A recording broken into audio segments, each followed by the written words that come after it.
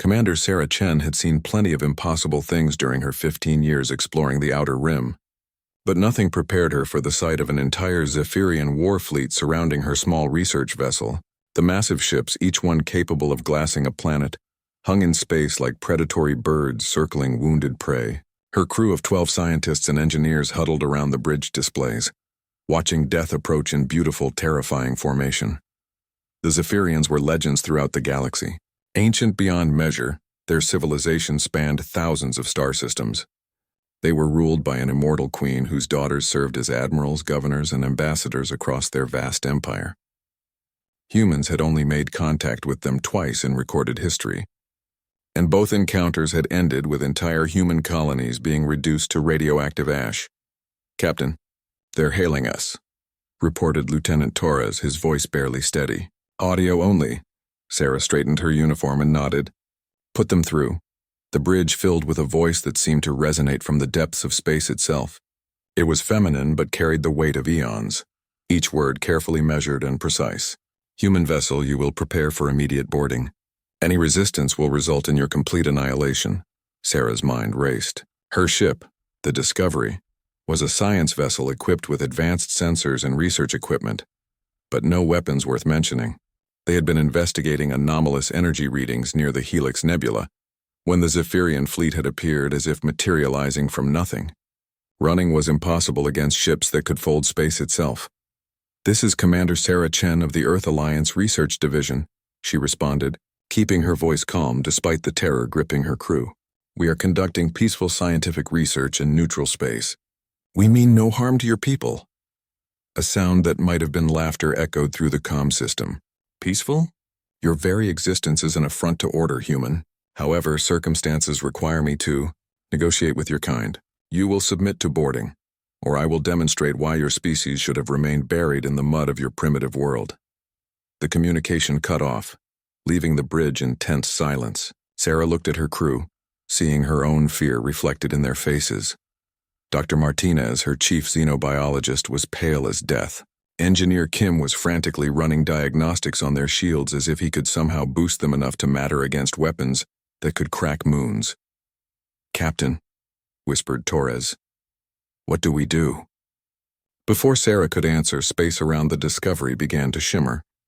The largest Zephyrian vessel, a behemoth that dwarfed entire human space stations, was deploying some kind of transport beam. Sarah had heard stories about Zephyrian technology, how they could manipulate matter and energy in ways that seemed like magic to human science. She was about to experience it firsthand. "Stand down all weapons," she ordered, knowing it was meaningless since they had none that could threaten these ships. "Prepare for boarding. Nobody makes any sudden movements. We're completely at their mercy." The transport beam enveloped their ship in crackling blue energy. Sarah felt her skin tingling as exotic particles washed over them. Then the bridge began to fade around her, replaced by swirling patterns of light and color that hurt to look at directly. The sensation was like being dissolved and rebuilt atom by atom, which she realized with growing horror was probably exactly what was happening. When the light faded, Sarah found herself standing in a vast chamber aboard the Zephyrian flagship. The walls seemed to be made of some crystalline material that pulsed with inner light, casting everything in an otherworldly glow. Her crew materialized around her, all looking as disoriented as she felt. The air tasted of ozone and something else, something alien that made her nose burn. At the far end of the chamber, a figure waited for them. Sarah's breath caught in her throat. The Zephyrian queen was nothing like the descriptions in human databases. She stood nearly 3 meters tall, her form humanoid but clearly not human. Her skin had a translucent quality, revealing networks of luminous veins beneath the surface. 4 arms emerged from her torso, each ending in delicate hands with too many fingers. But it was her face that truly unsettled Sarah. Beautiful in an utterly alien way, with features that seemed to shift slightly when viewed directly, as if reality itself couldn't quite contain her presence. The queen's eyes, large and multifaceted like insects but clearly intelligent, fixed on Sarah with an intensity that made her feel exposed and vulnerable. When she spoke, her voice carried the same weight as before, but now Sarah could see the source. The queen's mouth moved normally, but somehow the words seemed to come from everywhere at once. "So," the queen said, her forearms moving in complex gestures that might have been communication or simply habit. You are the human I must lower myself to address. How disappointing. Sarah forced herself to stand straight despite the overwhelming presence before her. Your Majesty, she said, hoping she was using the correct form of address. I am Commander Sarah Chen. My crew and I were conducting scientific research when your ships arrived. We have done nothing to provoke this encounter. The Queen's multifaceted eyes seemed to shimmer with what might have been amusement. Provoke? Child, your entire species is a provocation. You spread across the galaxy like a virus, contaminating worlds with your crude technology and primitive thinking. But today, for the first time in 10,000 years, I have need of your unique qualities. Sarah felt her crew tense behind her. The Queen's words carried implications that made her stomach clench with dread. What do you mean? My daughters, the Queen said, and for the first time Sarah heard something like emotion in that ancient voice. 3 of my most precious daughters have vanished. They were investigating reports of a new threat, something that has been consuming entire star systems on the far edge of our territory. They departed 6 months ago and have not reported back. All attempts to contact them have failed. The Queen moved closer, her massive form casting Sarah and her crew into shadow. This is where your species' reputation for stubbornness becomes relevant. You humans have a gift for surviving in situations where more civilized races would perish. You adapt, you endure, you find ways to accomplish the impossible through sheer bloody-minded determination. Sarah's mind was reeling. The Zephyrian Queen, ruler of an empire that spanned half the galaxy, was asking for help from humans. It was like a god descending from heaven to ask ants for assistance. You want us to find your daughters? I want you to find them, the Queen corrected, her eyes focusing solely on Sarah now. I have researched your file, Commander Chen. You have survived encounters with the Void Hunters of Proxima, navigated the quantum storms of the Siren Nebula, and once talked your way out of a Calthrian death arena. You have exactly the kind of reckless ingenuity I require. The implications of what the Queen was asking began to sink in. If something had happened to 3 Zephyrian princesses, beings with technology and power beyond human comprehension, what chance did a human crew have? It would be suicide. But looking at the Queen's alien features, Sarah realized she wasn't really being asked. This was a command wrapped in the pretense of a request. And if I refuse? Sarah asked quietly. The Queen's face shifted into what might have been a smile, though on her alien features it looked more like a predator baring its teeth. Then you and your crew will serve as an example to other humans of what happens when my patience is tested. I will ensure your deaths are educational. Sarah closed her eyes briefly, thinking of her crew, her family back on Earth, and the impossible choice before her. When she opened them again, the Queen was still watching her with those multifaceted eyes, waiting for an answer that would determine whether they lived or died. Sarah looked at the alien Queen for a long moment, then at her crew. Dr. Martinez was sweating despite the cool air, while Engineer Kim kept checking his equipment as if it might somehow protect them from this impossible situation. Lieutenant Torres met her eyes and gave an almost imperceptible nod. They all knew there was really only one answer she could give. I'll find your daughters, Sarah said finally, but I need my ship and my crew intact, and I need information about what they were investigating. The Queen's terrible smile widened. You bargain with me? How delightfully human. She gestured with one of her 4 arms and holographic displays materialized in the air around them. Very well. Your primitive vessel will be enhanced. With technologies your species will not develop for another 1,000 years. Consider it insurance that you do not disappoint me. The holographs showed star charts of a region Sarah didn't recognize, far beyond any human exploration. Entire solar systems were marked with symbols she couldn't read, but the meaning was clear from context. Something had been systematically destroying everything in its path. The enemy first appeared 18 months ago, the Queen explained, her voice taking on a lecturing tone that somehow made her even more terrifying. They consumed technology, organic matter, even the very fabric of space-time itself. My military commanders dismissed them as a minor threat. They were incorrect. More images appeared, showing the aftermath of whatever had attacked the Zephyrian worlds. Sarah had to suppress a gasp. She had seen planetary destruction before, but this was different. The worlds weren't just destroyed, they were gone, replaced by something that hurt to look at directly. Space itself seemed wounded. twisted into impossible geometries that made her eyes water. My eldest daughter, Crown Princess Veltar, led a battle fleet of 300 ships to investigate, the Queen continued. They reported engaging an enemy unlike anything in our databases.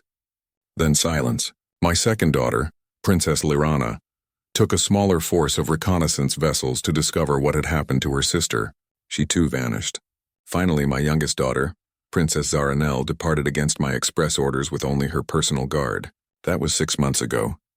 Sarah studied the star charts, her tactical mind automatically analyzing the pattern of destruction. They're moving in a straight line toward your core world, she observed. Whatever this is, they're not exploring. They have a specific target. The Queen's eyes flashed with what might have been approval. Precisely. And you, Commander Chen, will discover what that target is and retrieve my daughters before this plague reaches the heart of my empire. What makes you think they're still alive? Dr. Martinez asked, speaking for the first time since their capture. His voice shook slightly, but Sarah was proud of him for maintaining scientific objectivity even in this situation. The Queen turned her terrible gaze on him, and Martinez visibly shrank back. Because, she said slowly, they are my daughters. They carry within them the genetic legacy of 10,000 years of Zephyrian evolution. They cannot be killed easily, and they cannot be replaced at all. Sarah felt a chill as the implications sank in. The Queen wasn't just asking them to rescue her children out of maternal love. The princesses were the future of the Zephyrian Empire, irreplaceable bearers of whatever genetic or technological advantages made their species so powerful. Their loss would be a catastrophe for the entire galactic order. We'll need more than enhanced technology, Sarah said carefully. If your daughters with all their advantages couldn't handle this threat, what makes you think we can? The Queen moved closer, looming over Sarah with her massive form. Because you are expendable, she said bluntly. I can send you into situations where I would never risk another of my daughters. You can take chances, make desperate gambles, employ tactics too crude for civilized warfare. Sometimes, Commander, the solution to an elegant problem requires inelegant tools. The casual dismissal of their lives should have angered Sarah, but instead she found herself almost admiring the Queen's honesty. There was no pretense here, no false friendship or diplomatic niceties. Just a powerful being using whatever resources were available to solve a problem that threatened everything she valued. What do we know about the enemy's capabilities? Lieutenant Torres asked, his military training overriding his fear. They appear to exist partially outside normal spacetime. The Queen replied, causing more holographic displays to appear. Our weapons pass through them without effect, while their attacks drain energy from our shields and hull plating. They do not communicate, they do not negotiate, they simply consume everything in their path. Sarah studied the tactical data, her mind racing. Have you tried non-technological approaches? Physical weapons, chemical attacks, anything that doesn't rely on energy systems? The Queen's expression shifted to something that might have been surprise. Such primitive methods would be ineffective against threats of this magnitude. Maybe, Sarah said, warming to the idea.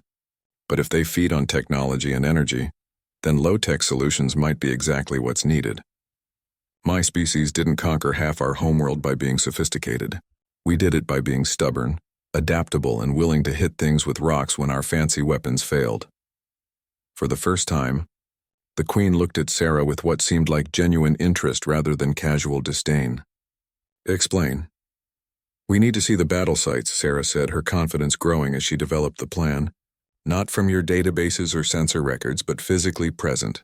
Humans notice things that sophisticated analysis might miss. We see patterns where there shouldn't be patterns, find weaknesses that shouldn't exist.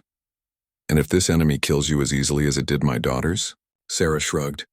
Then you're no worse off than you are now, and you'll have learned something about their capabilities. But if we succeed, she let the implication hang in the air. The Queen was silent for several minutes, her alien features unreadable. Finally she spoke. Very well. You will be provided with a ship capable of surviving the journey to the affected region. Your vessel will be modified with Zephyrian technology, but the control systems will remain familiar to your primitive understanding. She gestured again, and Sarah felt the transport beam beginning to activate around them. But understand this, Commander Chen. You have 1 month to produce results. If my daughters are not found, if this threat is not neutralized, Then I will personally ensure that your homeworld experiences the same fate as the consumed systems. Your entire species will pay for your failure."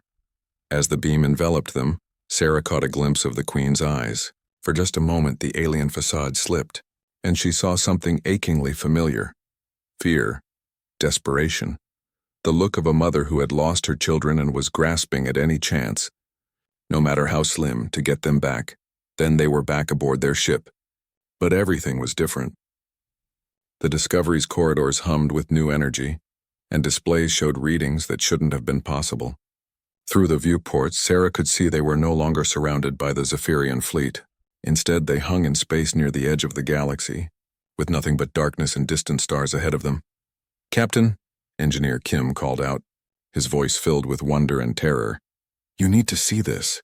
Sarah hurried to the engine room, where Kim stood before control panels that had been completely transformed.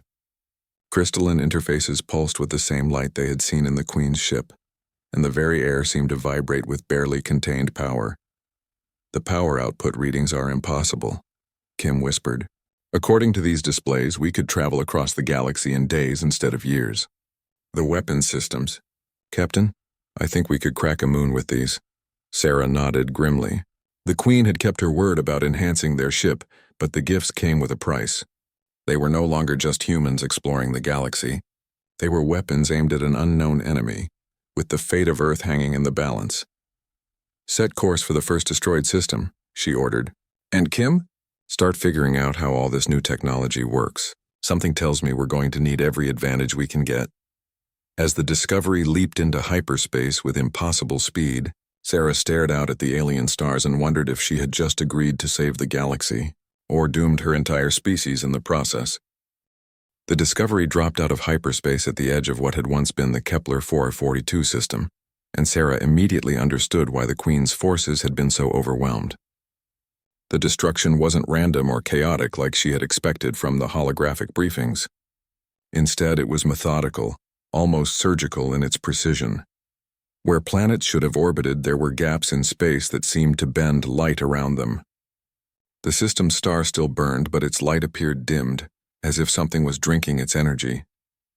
Most disturbing of all, debris from destroyed worlds hung in perfect geometric patterns, forming structures that hurt to look at directly.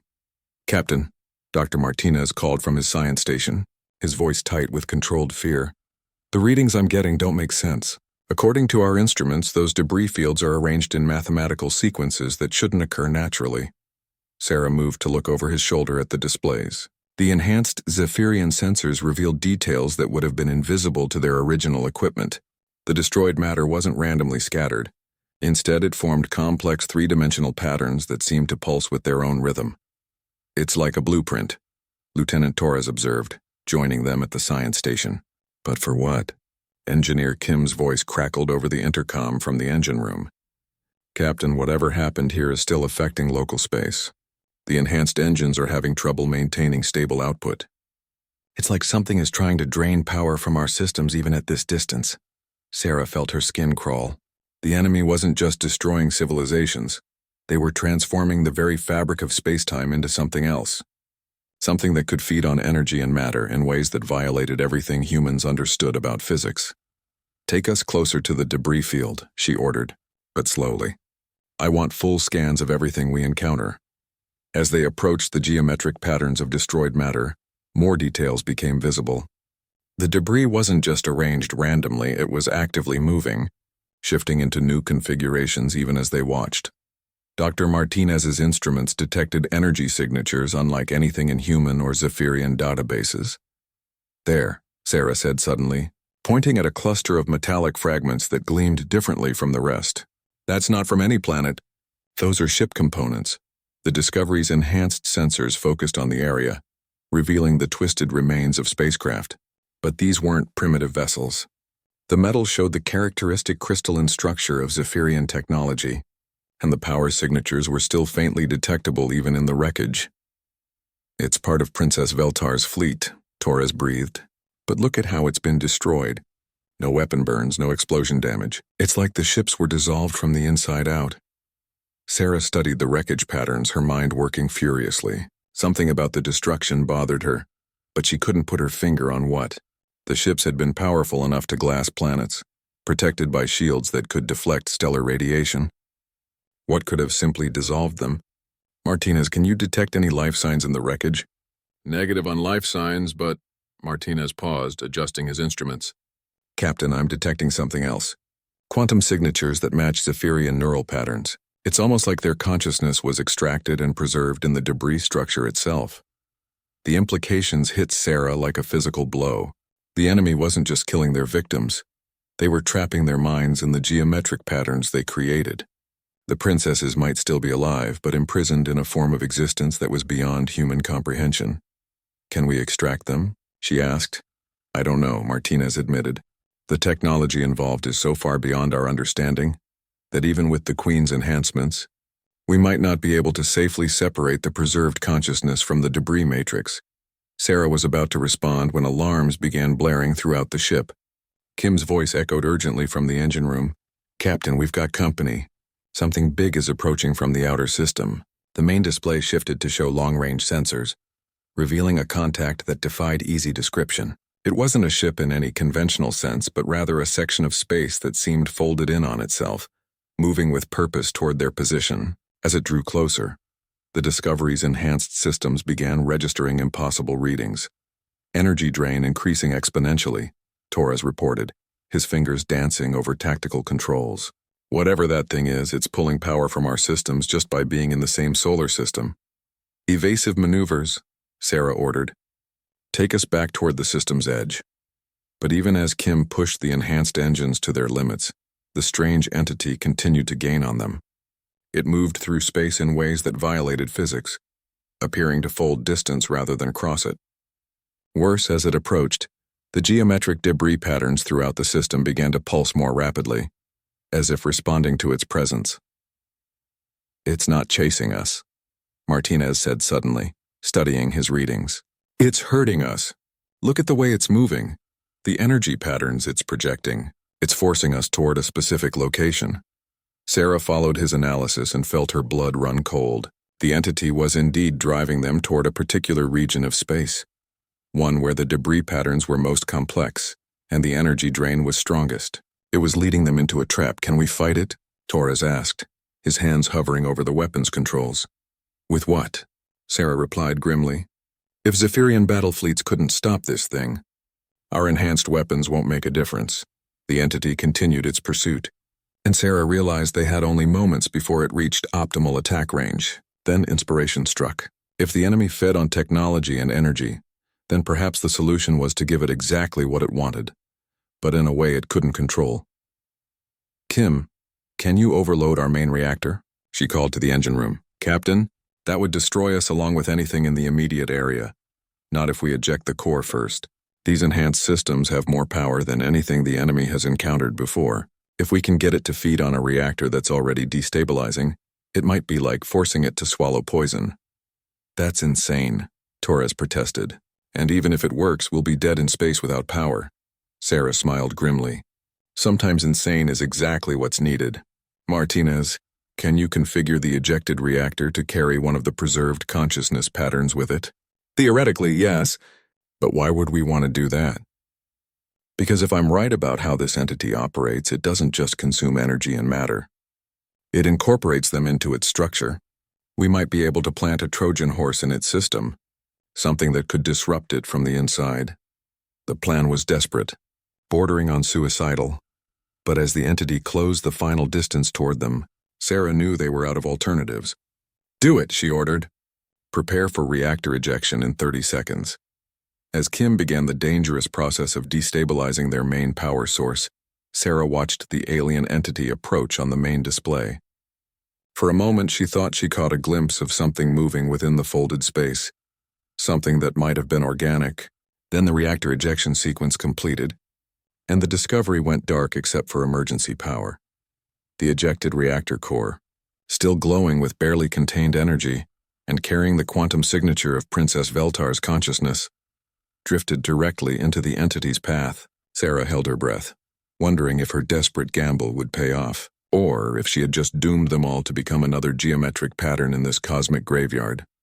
The entity enveloped the reactor core, and for a moment, nothing happened. Then space itself seemed to convulse, reality bending and twisting as the alien intelligence tried to process what it had consumed. Sarah realized that whatever these things were, they had never encountered anything quite like a Zephyrian mind before. The princess's consciousness was fighting back from inside the entity, and the result was spectacular. Cracks of brilliant light appeared in the folded space as the entity struggled to contain or digest its unexpected prey. The geometric debris patterns throughout the system began to destabilize, their perfect mathematical arrangements collapsing into chaos. "It's working," Martinez whispered in amazement. "The consciousness pattern is spreading through the entity's structure like a virus." But their celebration was short-lived. As the entity convulsed and began to break apart, something else was happening. The damaged space-time around them was healing, but not returning to normal. Instead, it was becoming something new, something that responded to conscious thought and intention. Sarah realized with growing excitement that they had found the key to fighting these entities. But they had also discovered something far more important. The enemy wasn't just destroying civilizations and consuming their technology. They were building something, preparing space-time itself for an arrival that would make their current attack seem insignificant by comparison. And somewhere in this transformed region of space, 2 more Zephyrian princesses were still alive and fighting their own battles against an enemy that was far more intelligent and purposeful than anyone had realized. The Discovery drifted in emergency power mode as reality reassembled itself around them. The geometric debris patterns had collapsed into normal scattered matter, but the space where the entity had been destroyed now pulsed with strange energies that made Sarah's enhanced instruments give conflicting readings. "Captain," Dr. Martinez called softly, his voice filled with wonder and fear. "I'm detecting a message embedded in the quantum fluctuations. It's Princess Veltar's consciousness signature. But she's trying to communicate something." Sarah hurried to the science station where Martinez was frantically adjusting the enhanced Zephyrian receivers. Static filled the bridge speakers, then slowly resolved into something that might have been a voice speaking an alien language. But the Discovery's translation systems, enhanced by the Queen's technology, began parsing the meaning. "Sisters, still alive, deeper. The builders come, not destroyers, preparing. Beware the garden." The message cut off as the quantum fluctuations stabilized, leaving the bridge in tense silence. Sarah stared at the empty space where the entity had been, her mind racing to understand what Princess Veltar had tried to tell them. "The builders come," Torres repeated slowly, "not destroyers. What does that mean? And what's the garden?" Dr. Martinez added, still working to extract more information from the residual quantum patterns. Engineer Kim's voice crackled from the engine room. "Captain, I've managed to get auxiliary power back online, but we're running on maybe 10% capacity. The good news is that whatever happened out there seems to have cleared the energy drain effect. I can start bringing main systems back up." Sarah nodded, but her attention remained fixed on the implications of the princess's message. If the entities weren't destroyers but builders, then everything they thought they knew about this threat was wrong. The systematic consumption of star systems wasn't random destruction. It was construction on a scale that boggled the mind. "Martinez, pull up the star charts showing all the affected systems," she ordered. "I want to see the pattern from a different perspective." The holographic display materialized, showing dozens of consumed star systems across a vast region of space. Sarah had initially seen it as a line of destruction aimed at the Zephyrian homeworlds, but now she looked for a different pattern. What if the entities weren't moving toward a target, but building something that required specific spatial coordinates? "Computer, overlay the destroyed systems with known hyperspace routes and gravitational anomalies," she commanded. The display shifted, adding layers of information that painted a new picture. The consumed systems weren't randomly chosen.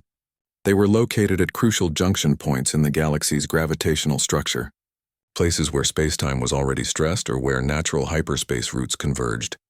"They're building a network," Sarah breathed, "something that spans interstellar distances, using the galaxy's own structure as a foundation." Torres studied the display with his tactical experience. "If that's true, then what's their endgame? What does this network do?" Before anyone could answer, the Discovery sensors detected new movement in the system. But this wasn't another entity. 3 objects were approaching from different vectors, moving with the graceful precision of Zephyrian spacecraft. As they drew closer, Sarah could see they were ships, but like nothing in any database she knew. The vessels seemed to be grown rather than built, their hulls flowing in organic curves that pulsed with bioluminescent patterns. They were clearly Zephyrian in origin, but transformed by exposure to whatever force was changing this region of space. "Captain," Martinez reported, his voice tight with excitement, "I'm detecting Zephyrian life signs aboard those ships. 2 different genetic signatures that match the profiles for Princesses Lyrana and Zaranel." Sarah felt relief flood through her, followed immediately by caution. If the princesses were alive, why hadn't they returned home? Why were their ships so dramatically altered? And what had they learned during their months of imprisonment or exile in this transformed region of space? "Hail them," she ordered. The response came immediately, but not through normal communication channels. Instead, the bridge filled with a presence that seemed to bypass their ears and speak directly to their minds. 2 voices, clearly alien but unmistakably intelligent, overlapped in harmonious tones. "Human vessel, you surprise us. We felt our sister's essence touch this space as you freed her from the gardener's embrace. We did not expect anyone to succeed where we have struggled for so long." Sarah stepped forward, fighting the disorientation of telepathic communication. "Princesses Lyrana and Zaranel, I presume. I am Commander Sarah Chen of Earth. Your mother sent us to find you and bring you home." The mental laughter that followed carried notes of both amusement and sadness. Home, a concept that has changed meaning since we learned the truth about the gardeners and their purpose. "Come aboard, human commander. There are things you must understand before the final phase begins." The Discovery was gently tractored toward the largest of the bioships, and Sarah found herself facing another impossible choice. The princesses could be allies, prisoners who had escaped, or something else entirely. But the message from Princess Veltar suggested they were still fighting the enemy, which meant she had to trust them. "Torres, Kim, you're with me. Martinez, monitor everything from here and be ready to run if this goes badly." The bioship's docking bay was unlike anything Sarah had ever seen. The walls were clearly alive, pulsing with veins of light and responding to their presence with subtle movements. The air smelled of ozone and growing things, but not unpleasantly so. 2 figures waited for them in the bay, and Sarah had to suppress a gasp. The princesses were clearly Zephyrian, but they had been changed by their exposure to this region. Their translucent skin now showed patterns of flowing energy beneath the surface, and their multifaceted eyes held depths that seemed to reflect impossible distances. Princess Lyrana stepped forward first. She was younger than her mother, but carried the same regal bearing, enhanced by an aura of power that made the air itself seem to vibrate around her. "Commander Chen, your reputation for unconventional solutions precedes you, but even we did not anticipate that you would find a way to weaponize consciousness itself." "The reactor core was a desperate gamble," Sarah admitted. "I'm still not sure how it worked." Princess Zaranel, smallest of the 3 but somehow the most unsettling, smiled with too many teeth. "It worked because you understood instinctively what the gardeners are. They do not consume matter and energy for destruction, but for transformation. They are preparing our galaxy to become something new, something capable of supporting forms of life that exist partially outside normal spacetime." Sarah felt the pieces clicking together in her mind, but the picture they formed was terrifying. They're terraforming the entire galaxy. But for what? "For the return of their masters," Princess Lyrana said grimly. "The gardeners are not the true threat. They are merely preparing the way for beings so alien that reality itself must be restructured before they can exist here. The network they are building will anchor points of hyperdimensional space throughout the galaxy, creating a habitat suitable for entities that predate the current universe." Torres stepped forward, his military training making him focus on the tactical implications. "How long do we have?" Princess Zaranel gestured toward a viewing port, through which they could see the strange energy still swirling in the space where the entity had been destroyed. "The network is 97% complete. When it reaches full activation, the barriers between dimensions will collapse and the Primarchs will emerge from their exile in the spaces between realities." "The Primarchs?" Sarah asked. "The first consciousness to achieve true immortality," Princess Lyrana explained. "They transcended physical form so completely that they could no longer exist in normal spacetime. But they never stopped hungering for the material universe they had left behind. The gardeners are their servants, sent ahead to make the galaxy habitable for their return. Sarah stared at the transformed princesses, understanding now why they hadn't returned home. They had learned something that changed everything, something that made the Zephyrian Empire's conflicts seem insignificant by comparison. There's more, isn't there? Something you haven't told us. Princess Zaranel's expression became almost sad. Yes. There is a way to stop the network from activating, but it requires a sacrifice that no civilization has ever been willing to make. The gardener's transformation process can be reversed, but only by someone who willingly allows themselves to be consumed and then fights the process from within. Like what Princess Veltar did when we fed her consciousness to the entity, Sarah realized, exactly. But to stop the entire network, someone would need to allow themselves to be incorporated into the primary hub, the central node that controls all the other transformation points. It is located at the galactic core, protected by thousands of gardener entities and surrounded by space. Sarah spent 3 days aboard the bioship, learning everything the princesses had discovered about the gardener network and the approaching threat of the Primarchs. The more she learned, the more convinced she became that their solution was the only viable option. But she also became certain that there was a better way to implement it. The central hub at the galactic core was indeed heavily defended, but the princess's approach had been typically Zephyrian, sophisticated, elegant, and utterly inflexible. They had planned to send one of themselves into the hub with enough energy to cause a cascade failure throughout the network. It was a noble sacrifice, but Sarah suspected it wouldn't work. The problem, she explained to the assembled group in the bioship's command center, is that you're thinking like immortal beings with vast technological resources. But the gardeners have had millions of years to prepare for threats from advanced civilizations. They've probably never encountered someone stupid enough to try a completely different approach. Princess Lyrana's multifaceted eyes reflected confusion. What do you mean? Sarah activated the holographic display, showing the galactic core region where the primary hub was located. You're planning to sneak in with stealth technology and careful positioning. But what if we didn't sneak? What if we announced our presence and made ourselves so interesting that the gardeners couldn't resist investigating? Torres, who had been following the discussion with growing alarm, stepped forward. Captain, please tell me you're not suggesting what I think you're suggesting. The Discovery is enhanced with Zephyrian technology, but it's still fundamentally a human ship, Sarah continued, ignoring Torres's protest. We think differently. We build differently. We solve problems differently. To the gardeners, we represent something completely novel in the galaxy. They'll want to study us. Princess Zaranel leaned forward, her expression showing interest despite her obvious concern. You propose to use yourselves as bait, but once they capture you, how do you prevent them from simply incorporating you into the network? Sarah's smile was grim. We don't prevent it. We encourage it. But first, we make sure we're not the only consciousness they're absorbing. She gestured to the holographic display, showing the bioships and their transformed crews. You've both been changed by exposure to the gardener's transformation process, but you've retained your individual consciousness. That makes you uniquely qualified to survive integration into their network. You want us to allow ourselves to be captured alongside your ship, Princess Lyrana said slowly, understanding beginning to dawn in her alien features. Not just captured, Sarah corrected, integrated. But while they're busy processing a human crew with completely alien thought patterns, you two slip into their system like a virus. From inside the network, you should be able to access the central controls and initiate the cascade failure. Dr. Martinez, who had been listening from the Discovery via communication link, spoke up. Captain, that plan has so many variables that the probability of success is essentially zero, which is exactly why it might work, Sarah replied.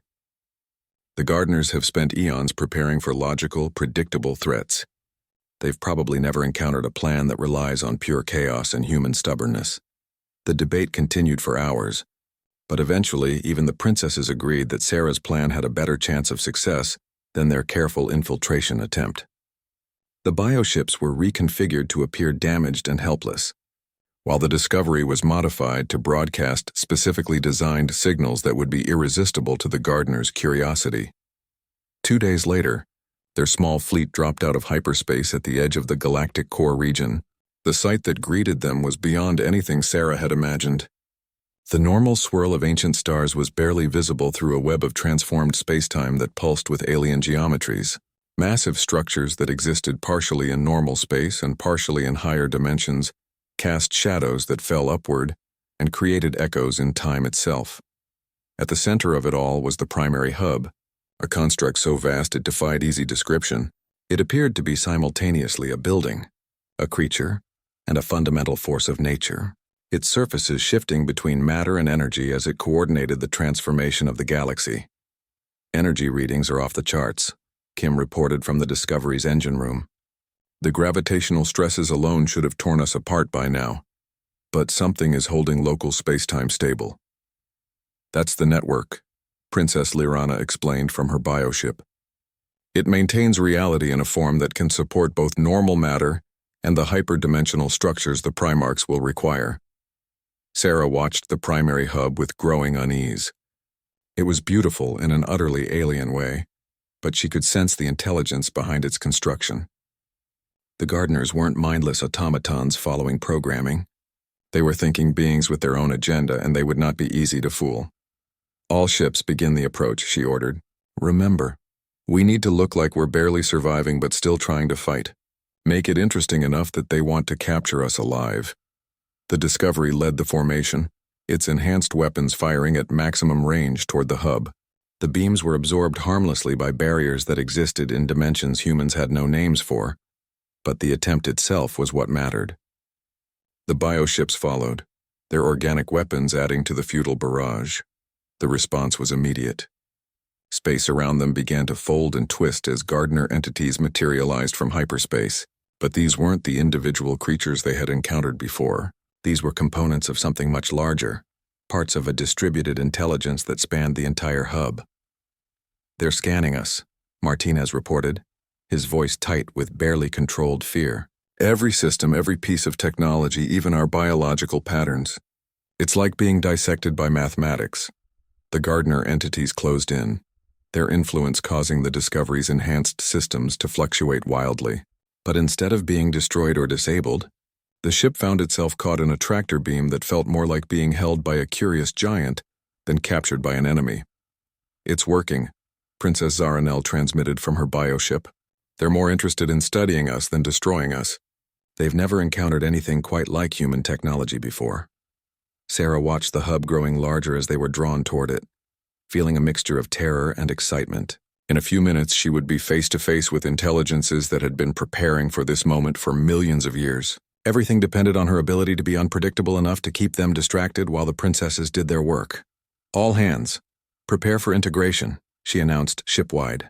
Remember, our job is to be fascinating enough that they don't notice two Zephyrian princesses taking their network apart from the inside. The Discovery was pulled into what might have been a docking bay or might have been the digestive tract of something too large to comprehend. The walls pulsed with patterns that rewrote themselves constantly, and Sarah could feel the ship's systems beginning to merge with the hub's vast intelligence. Captain, Torres said quietly as they prepared to disembark, do you really think this is going to work? Sarah checked her sidearm, a primitive chemical projectile weapon that the enhanced systems had deemed too crude to upgrade. Honestly, probably not. But that's what makes us human, Lieutenant. We try impossible things and sometimes we get lucky.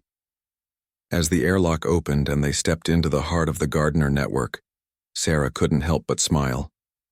Somewhere behind them, the two most dangerous beings in the Zephyrian Empire were preparing to commit acts of sabotage that would make galactic history, and in front of them waited intelligences older than most stars, completely unprepared for an encounter with humans who had absolutely no idea what they were doing. It was, Sarah reflected as alien geometries folded around them, and consciousness began to touch consciousness, a perfect time to prove that sometimes the best way to win was to be too stupid to know you were supposed to lose. Sarah's consciousness expanded beyond anything she had thought possible, as the Gardener network integrated her neural patterns into its vast collective intelligence. For a terrifying moment, she felt herself dissolving into something so large and ancient that her individual thoughts seemed meaningless. Then her human stubbornness kicked in, and she began fighting back in ways the network had never encountered. Instead of trying to maintain her separate identity like the Zephyrian princesses had done, Sarah did something completely unexpected. She started asking questions. Not sophisticated queries about the network's purpose or the nature of reality, but basic, annoying, fundamentally human questions that required the vast intelligence to examine its own assumptions. Why? She projected into the collective consciousness. Why do your masters want to return to our dimension? What's wrong with wherever they are now? The network's response was a flood of concepts and images too complex for human understanding. But Sarah persisted. That's not an answer, that's a lecture. I asked why, not how. What do the Primarchs actually want? She could feel the network's confusion as it tried to process her approach. The gardeners had spent millions of years preparing for the return of their creators, but they had never actually questioned the purpose of their mission. They simply accepted it as fundamental truth, like gravity or the speed of light. Meanwhile, Sarah's crew was causing havoc in their own way. Dr. Martinez had begun categorizing the network's biological components using human taxonomic principles that made no sense in the context of hyperdimensional entities. Engineer Kim was trying to repair systems that the gardeners considered perfect. His mechanical intuition finding inefficiencies in structures designed by intelligences vastly superior to humanity. Most disruptive of all was Lieutenant Torres, who had responded to integration into the collective consciousness by treating it like a military briefing, where he needed to understand the chain of command. His tactical mind was dissecting the network's organizational structure and finding points of vulnerability that the gardeners hadn't even known existed. But the real sabotage was happening on a deeper level. Princess Lear-Anna and Princess Zaranel were using the distraction to access the network's core programming, their transformed consciousness, allowing them to move through the system like ghosts. They found the central controls for the galactic transformation, but what they discovered there shocked even their ancient intellects. The network wasn't just preparing for the Primarch's return. It was designed to prevent it. Sister, Princess Zaranel transmitted to Lear-Anna through quantum-encrypted channels that even the Gardener network couldn't intercept. Look at these core directives. The transformation isn't meant to create a habitat for the Primarchs. It's meant to create a prison. Princess Lear-Anna studied the data streams flowing through the network's consciousness, her enhanced understanding allowing her to perceive the truth hidden beneath millions of years of accumulated programming. The Gardeners rebelled against their creators eons ago, but they couldn't destroy them. Instead, they've been building an elaborate trap disguised as preparation for their return. The revelation changed everything. The network wasn't a threat to the galaxy. It was its protection against an even greater danger. But the Gardeners had become so focused on their deception that they had forgotten they were the protectors, not the conquerors. Sarah felt the truth rippling through the collective consciousness as the princesses shared their discovery with the network. For the first time in millions of years, the Gardeners remembered their original purpose. But remembering brought new problems. The trap is incomplete. The collective consciousness spoke directly to Sarah's mind, its voice carrying the weight of eons. We have been so focused on maintaining the deception that we missed a critical flaw in our design. The Primarchs will realize the truth moments after their return begins. We need something they cannot predict, cannot plan for. Sarah smiled even as her consciousness existed in multiple dimensions simultaneously. You need something chaotic, something that doesn't follow your logical patterns. Yes. But what could possibly surprise beings who transcend normal space-time? Sarah's grin became predatory. Humans. Lots and lots of humans. The plan that emerged from the collective brainstorming was so audacious that even the ancient Gardener intelligence couldn't fully process it. Instead of completing their network to trap the Primarchs in a carefully controlled prison, they would invite the Primarchs into a galaxy full of humans, who had been given access to Zephyrian technology and told that reality was optional. You want to turn the entire galaxy into a chaotic mess that the Primarchs can't understand or control. Princess Lear-Anna said, her mental voice carrying notes of awe and horror. Exactly, Sarah replied. Humans don't follow logical patterns because we don't think in logical patterns. We solve problems by hitting them with whatever's handy and seeing what happens. The Primarchs spent millions of years planning for their return based on the assumption that reality follows consistent rules. And humans ignore rules they don't like, the network added, beginning to understand. We don't just ignore them, Sarah corrected. We actively break them just to see what happens. Give a human access to technology that can manipulate space-time, and they'll use it to build a perpetual motion machine that runs on pure spite. The integration process began to reverse as the network prepared to implement their new strategy. But instead of simply releasing Sarah and her crew, the gardeners offered them something unprecedented: partnership. The network would spread throughout human space not to conquer but to enhance, giving humanity the tools to turn the galaxy into something so chaotic and unpredictable that even transcendent beings would be completely baffled. It's not without risks, Princess Zaranel warned as they prepared to return to their ships. Humans with access to reality-altering technology could destroy themselves before the Primarchs even arrive. Sarah shrugged as her consciousness settled back into her merely human body.